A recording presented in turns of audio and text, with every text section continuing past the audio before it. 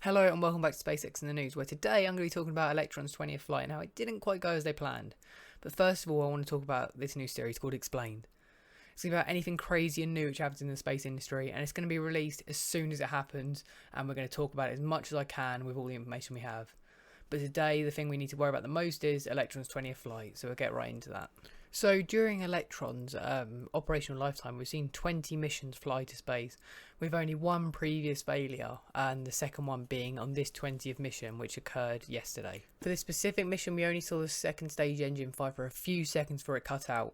This meant that it was nowhere near a stable orbit, and it resulted in the loss of the payload and the loss of the vehicle. So it hasn't been long after this mission happened, so we have not received many details yet over what happened, but I think we can make a few conclusions based on the footage we were able to see here. So as you may be able to see here, it is quite clear to see that the second stage begins tumbling exactly straight after the second engine starts. And as the Electron second stage only has the engine to provide control of orientation through the gimbal, it is clear to see that the second stage engine gimbal was the culprit which sent Electron into a spin. So this can usually be caused by a number of issues. One, sometimes the engine gimbal will get stuck. Sometimes there will be manufacturing issues which mean that the engine cannot gimbal properly. But ultimately, whatever caused the second stage engine to gimbal in this manner, causing the second stage to lose a stable orientation. As the stage was not stable, it was likely the flight computers shut down the main engine to prevent any other anomalies from occurring. It's also possible that whatever caused the gimbal on this engine to go that way also caused it to shut down, which wouldn't surprise me one bit, as usually when you see a engine stuck in that sort of gimbal configuration, it is usually a terminal issue with the engine and something which cannot be fixed by just overriding software. I would expect to see a long gap in the Electron launch cadence while this is inspected. It will be a joint investigation by the FAA and Rocket Lab themselves to try and discover what caused this failure to occur.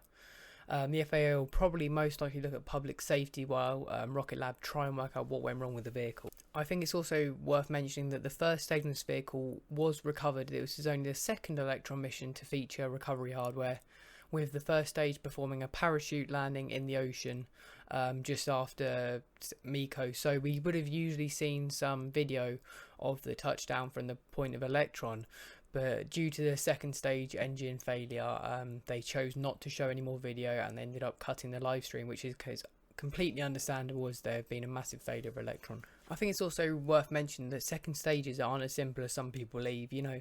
It's very hard. We saw SpaceX's Falcon 1 had multiple second stage failures before it managed to reach orbit. It happens. We saw one with a Vega rocket had a second stage engine problem, and I'm sure there's so much more in history which had problems like that. Usually it's something which can be rectified simply and doesn't usually result in too long of a gap between missions. I think it's also worth mentioning that this was the 200th Rutherford engine to be flown in space, which it just sets apart. The Rutherford engine is, not in the beginning of its design life. It's been well flown. It's been used a lot during operational lifespan. So this is a problem which they might be able to fix quite easily.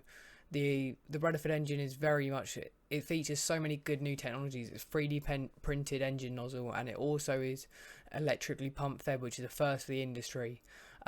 It's also worth mentioning that I don't know if this could be an issue of why it got caused, but the engine gimbals are not hydraulically powered. They are electric pump powered for this, so that may have something to do with it. It could have been simple as a battery ran out of charge and the engine could not gimbal anymore. But I'm not going to speculate any more on that because we have no idea, and we haven't heard much more from Rocket Lab at the moment. We wouldn't have expected to yet, but I would say in a week or two we could probably expect to hear more information out of them as they start to decipher their communications which they got from the vehicle as it was on its send, and any other data they got from the vehicle. I'm very certain that Rocket Lab will return to flight quite expediently. We saw quite a quick return to flight after they saw another failure in their mission, which they were able to quickly diagnose the issue and perform any fixes and prepare to fly again. I have no reason to believe this won't be a similar thing with the FAA inspecting, and so will Rocket Lab. They should be a very quick inspection, and hopefully they can find the root of the issue and then solve it. So I think there's no reason to panic. Electron is a very good launch vehicle. It's had 100% first stage success. It's nothing which can't be fixed, I don't believe, and I think they will return to flight as soon as possible, and I think the vehicle will even be better because they will have developed it even more. That's all the information I've got at the moment. I think this was quite short, obviously, because it's very soon after the failure, so we haven't had time to receive any more information. Rocket Lab probably only even had a chance to decode all the data which they've received from the second stage. I'm sure there's tons of it.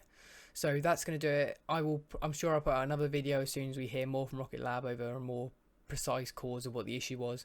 But until then, I'll see you next time, and please subscribe, like, comment. Any questions that you have based on this, send me a message on Twitter or leave it in the comments, and I'll try and answer as soon as I can.